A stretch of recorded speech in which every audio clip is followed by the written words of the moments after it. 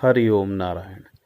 मैंने आपको पहले ही बताया है कि क्रिया योग जो है वो एक युक्ति है। सहज योग से ही क्रिया निकल के आई है। तो आप सहज योग लगाएं, सबसे अच्छा है। क्योंकि युक्ति जो है गुरुओं ने बड़ा गुप्त रखी है और गुरु नियम का मैं उल्लंघन नहीं कर सकता। बल्कि बहुत चीज़ों को मैंने खोला भी है, बड़ा गुप्त रूप में आपको दिया भी है धीरे धीरे। तो इसमें मैं आपको ये बताना चाह रहा था कि बहुत से लोग जो है इसको समझ नहीं पा रहे हैं अच्छे से कि ये क्या बताया गया है। भाई, जब आप किस चीज़ को बुद्धि द्वारा समझने की कोशिश करते हैं तो उस बुद्धि को भी हमें छोड़ना पड़ता है। बुद्धि से हमें काम लेके बुद्धि को भी छोड़ना पड़ता है। मन से पहले हम विचार करते हैं, उस मन को भी छोड़ना पड़ता है। तो सहज योग जो क्रिया है वो भी ऐसे ही है कि आप जैसे आगे बढ़ना हो तो एक टांग रुकती है, एक उठती है, फिर एक टांग आगे बढ़ती है, वो पीछे जाती है ना। जब तक आप एक टांग को नहीं छोड़ेंगे तो आप आगे नहीं बढ़ सकते। अब आप एक ही टांग पे खड़े खड़े बोलो कि भाई मुझे सब कुछ यहीं चाहिए, आप आगे बढ़ना ना चाहें तो ऐसा नहीं होता। तो एक टांग को दूसरी टांग का सहारा लेके ही आगे बढ़ना पड़ता है।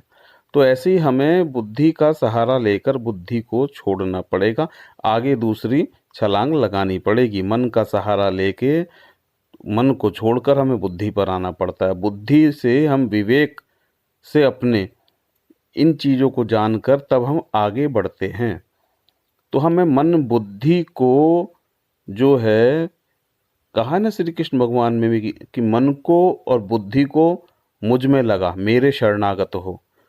तो आप कोशिश करें परमात्मा के शरणागत हो, है ना। जो क्रिया जो आपको बता रहे हैं, देखना, सुनना और ना बोलना, कि आप कुछ देखें ना, कुछ सुने ना, कुछ बोले ना। तो ये जो सहज योग की आपको क्रिया बताई है, इसमें आपको कोई प्रयास नहीं करना, किसी तरह का भी कोई प्रयास नहीं है इसमें। इसमें सिर्फ आपको सहज देखना है। सहज कैसे? पूरा आपको बताया 360 डिग्री, मानी पूरी फैली हुई दृष्टि, और आप उसे रोक दें, सहज में रोकें। कोई प्रयास ना करें, अप्रयास वाली स्थिति, मतलब प्रेम दृष्टि कह सकते हैं कि हम उसको प्रेम दृष्टि से बस उसे निहारना चाह रहे हैं और वो हमें कभी प्रकट हो। बड़ा प्रेम दृष्टि से आप उसकी ओर निहारें। तो जब आप प्रेम दृष्टि से उधर निहारेंगे और धीरे धीरे इस क्रिया में आप लगेंगे तो ये जो है अंतर प्रकट होता है। तो अंतर जैसे ही आप यानी अंतर्मुखी होते हैं तो मन फिर दोबारा चालाकी करता है। अलग अलग तरह के दृश्य, विचित्र दृश्य ऐसे राज्य में आपको पहुंचा देगा कि जैसे पता नहीं क्या कुछ बड़ा विचित्र घटित हो गया मेरे साथ। तो ये यहाँ भी चाल खेलने की कोशिश करता है, पर आपको सावधान रहना है।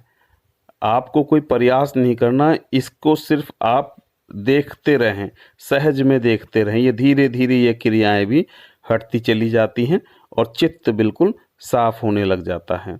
तो मन का बहुत सी जगह ऐसे ऐसे भटकाव पैदा होते हैं कि व्यक्ति समझ नहीं पाता है, कि कहीं लगता है मेरा दिव्य राज में एक जो है प्रवेश हो गया है।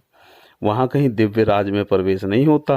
मन जो है चालाकी करता है। जैसे आप स्वप्न अवस्था में भी आ जाते हैं, है न। जागृत की कोई आपको स्मृति नहीं रहती। स्वप्न अवस्था जब होती है तो जागृत नहीं होता, जागृत होती है तो स्वप्न अवस्था नहीं होता, है ना। और इनसे भी अलग जब एक बार को सुसुप्ति होती है तो ये दोनों भी गायब हो जाती हैं। तो ऐसे ही जब आपका चित्त जो है निर्मल हो जाएगा, उसके अंदर कोई भी राग द्वेष वाली स्थितियां नहीं रहेगी, स्फटिक की तरह हो जाएगा।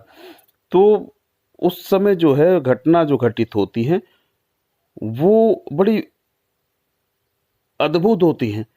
आप धीरे धीरे उस योग में सिर्फ इसी तरीके से सहज अवस्था से सारी क्रियाएं आपके आगे स्वतः आती चली जाएंगी। लेकिन वहाँ क्या है, मन की चालाकी में नहीं फंसना। कहा है ना, कबीर जी ने भी कहा है कि जो दिखे सो माया बंदे, जो दिखे सो माया। तो आपको जो भी दिखाई दे ना, उसे माया समझ लेना कि वो माया है। ये दृश्य हमको जो है आगे सामने लाता है, तो ये ही हमको फंसाता है। तो वहाँ धीरे धीरे करके वो अवस्थाएं आती हैं, ना तो दृश्य रहता ना दृष्टा रहता, जिसे हम दृष्टा भी कह रहे हैं। वो दृश्य, दृष्टा और दर्शन, ये त्रिपुटी एक हो जाती है, दर्शन हो जाता है, सिर्फ दर्शन, दर्शन मात्र रह जाता है। वो आपका खुद का स्वयं का अनुभव होता है, जिसे गोरखनाथ जी भी कह रहे हैं, दर्शन माई दर्शन बाप, दर्शन में ही आपे आप, या दर्शन को भेद जो जाने, सोई करता आप बखाने। तो ये जो दर्शन की जो क्षमता है, बुद्ध ने भी जैसे आपको बताया, संयमक दर्शन है ना, स्तबद दर्शन, संयमक को आप स्तबद भी, ठहरी हुई दृष्टि कह सकते हैं।